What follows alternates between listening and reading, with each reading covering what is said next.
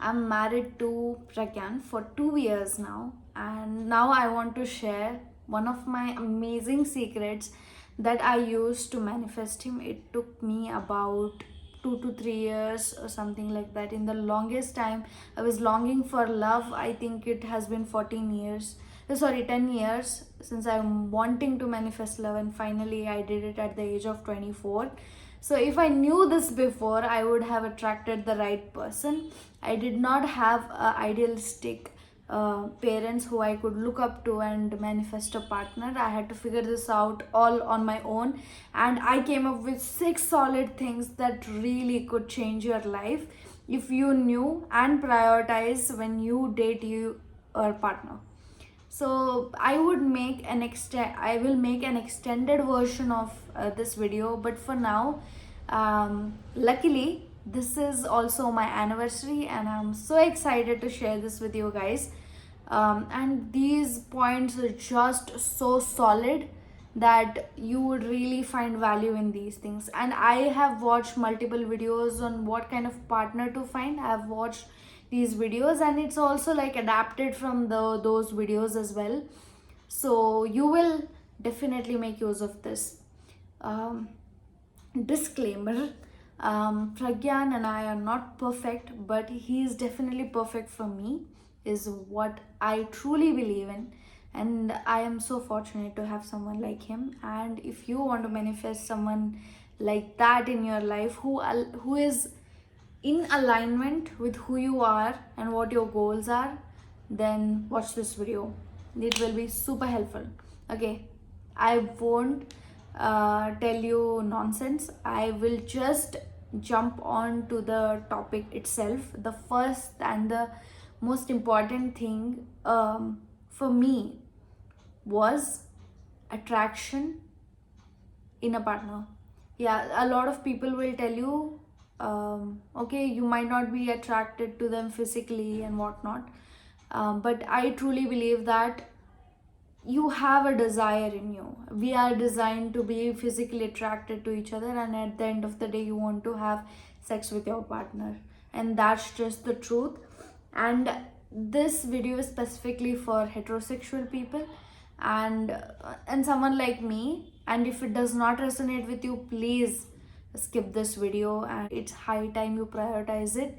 And there are also instances when you feel so emotionally attached to person, you start to feel attracted to that person. Even that is okay, but not being physically attracted to your partner is not going to help out in any way. If someone is like really good and you're not feeling any kind of physical things with them, then it might not be the right fit, right? Because you're going to produce children with them if you want to, of course. But I think the whole purpose kind of gets destroyed when you are not physically attracted to someone, and just because they're nice you're dating them.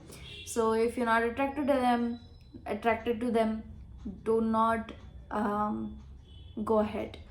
So that is my number one. And okay, the second one is, if I am going to date someone, I am going to make sure they want to marry me.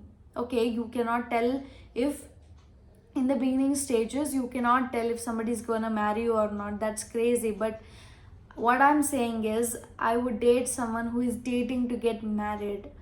They are ready on the inside. They do not want to experiment. They know what they want, and once they are, and I know what I want, and once we find that person, there's no going back. That's the kind of security and intention that I was looking for when I started to date, um, after multiple failures, of course. Yeah, so this is truly helpful. Date people who are ready to get married, who are ready to accept you as a partner and take care of you, take care of themselves and take care of you, who do not, fit into some gap that you have. Instead, you are already full and they are adding on to that experience of yours. If you should be already happy and they're adding on to your happiness. So that kind of a relationship is ideal, guys. So Second is look for long term relationships. It truly helps when you want to have a stable career. Do not doubt it. There are multiple people, there's so many people out there who want to, have a long term solid relationship. We will die together kind of relationship, and you're worthy of that. So do not take anything less than that, and situationships are a big no. Do not get into those stuffs. Seek clarity. Experimentation is okay, but prolonged holding of a relationship is not, should not be entertained. Like, do not give in too much to someone you're dating before they, give you a certain level of courage or conformity that you are the one, you know okay. The third one is communication. It is really important that you know how to fight. Like, it's really easy to be in the honeymoon phase and be nice to each other, but the difficulty strikes when you don't know how to fight. And I'm not saying that you need to know A to Z about this person and know how to fight, negotiate from the beginning.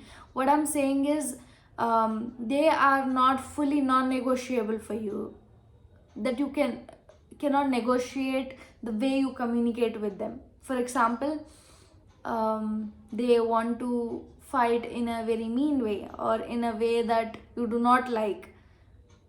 Then that is probably not the kind of relationship you want to be. Do not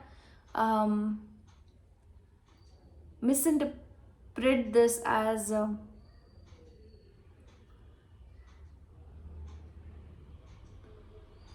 it does not mean you should not fight at all. You should fight in a relationship, because when two people are inside, they have two different opinions. They bring two worlds to the table, and if they're not negotiating, that means one is over compromising, and you do not want that in a relationship, because on the long term this is going to have a heavy effect on your relationship. So date someone who you can fight with, right? At least it's bearable, and you can negotiate, and it's easy for you to communicate your soul to them. You know what I mean? Yeah. So I've been with multiple people who made me feel like they do not understand me at all. They do not understand my world. So that's crazy. That's almost impractical to sustain. So the next thing is love and love languages. So my strongest love language is words of affirmations. I have dated people whose love languages were different than I would experience love. For example, their language was service, which I do not consider that much of importance. For if their love language was quality time, but I don't believe in quality time so much. I'm more of a physical affection kind of a person.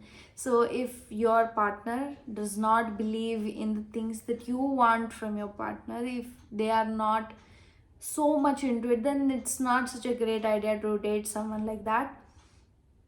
I would say, if you're ready to negotiate these things, for example, you like words of affirmations, but you also like quality time, and your partner likes quality time, so you can try and enjoy that alone.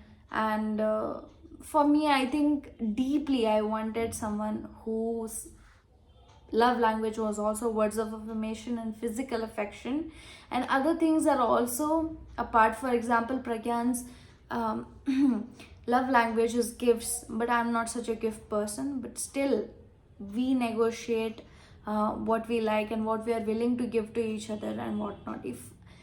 If a partner clearly tells you this is not what I can give you, or I'm not comfortable giving, then you might have to take a decision if you want to continue or if you want to be there. If you want to negotiate, or you want to wait until they are ready to do it, because until they meet it, you're gonna feel really, really alone. But there's also a way to meet those needs on your own as well. So yeah, you will have to negotiate these things, but it's amazing when your love languages match. It leads to a lot of containment is what I think. And it's beautiful, trust me. So try and understand what your love languages are, and communicate that to your partner. So the fifth point is,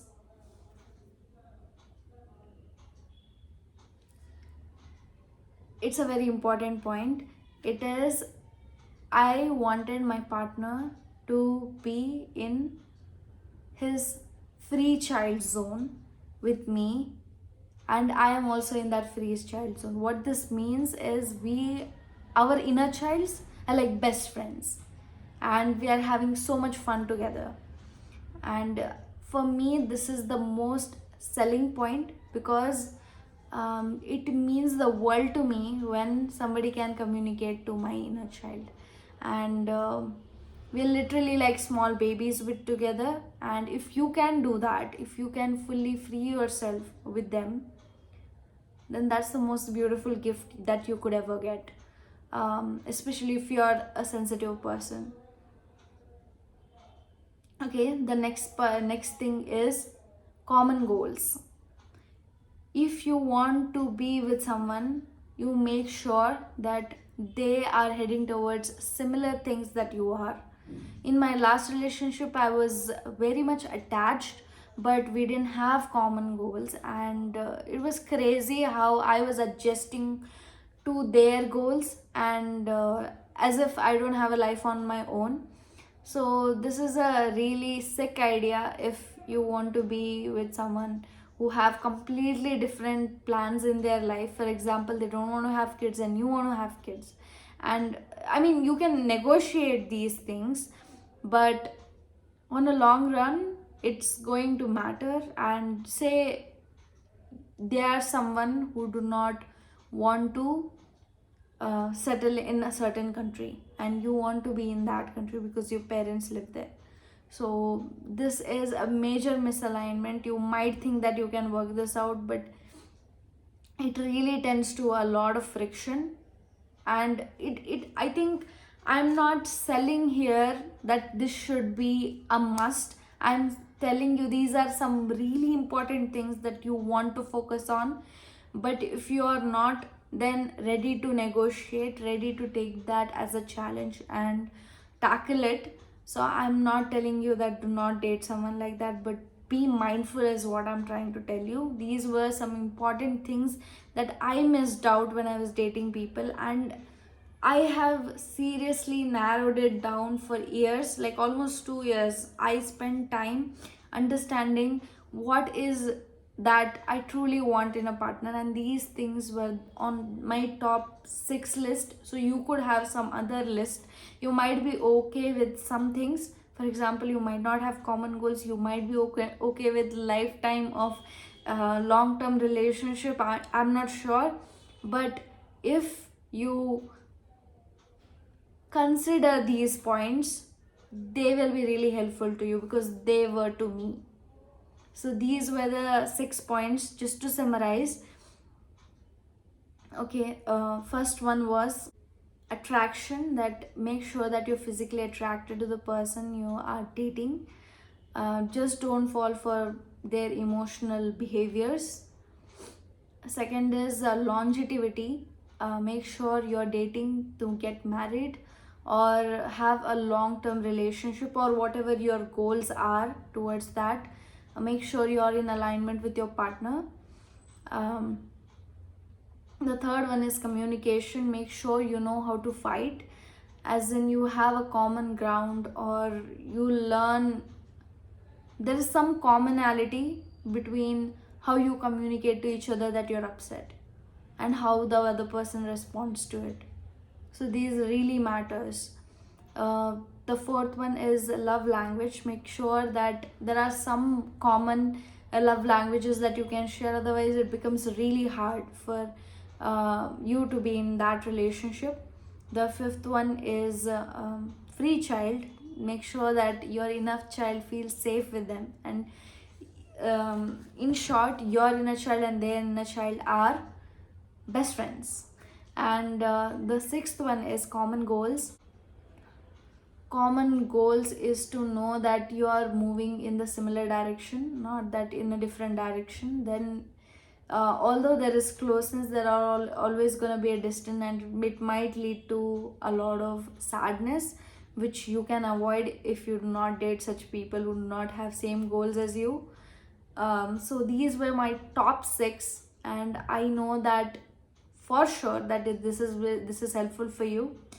If you like this video, please do click on the thumbs up button and leave me a comment. And I hope that you find someone you share your life with, and that's forever, and your life is filled with fulfillment and lots of love.